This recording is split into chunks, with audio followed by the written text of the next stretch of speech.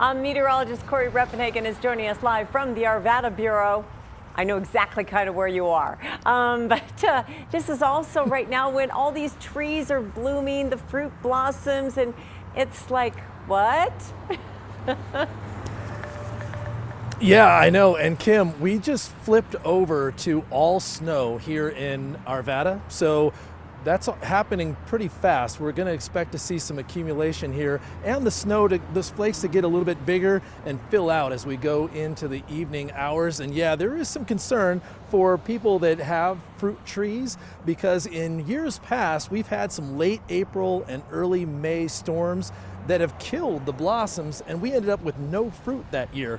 But from the arborists that I talked to today, they don't think this storm is going to be that type of storm, and they actually think that this storm will be okay for all the blossoms out there, and mainly because of the temperatures, okay? So they get concerned for the fruit blossoms when the temperature gets down into the low 20s.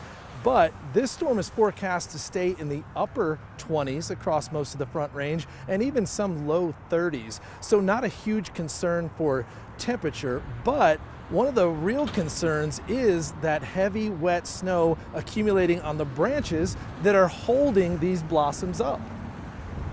Usually what we see is, yes, on these late April storms, the crabapple trees, the fruit trees, because they're already flowering, the snow will catch and hang up on those blossoms and leaves, and then we can get some breakage.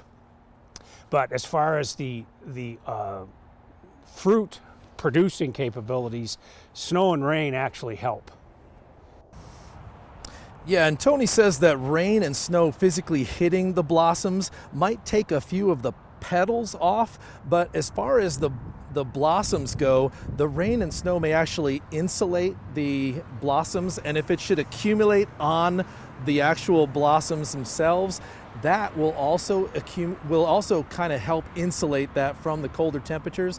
And guys, Tony says that that's an actual strategy that a lot of serious fruit growers will use before the storm comes in. They'll actually spray the fruit trees down with water, hoping to get a little bit of a freeze, and that ice will actually insulate the blossoms and the fruit for the temperatures that get really cold if that should happen.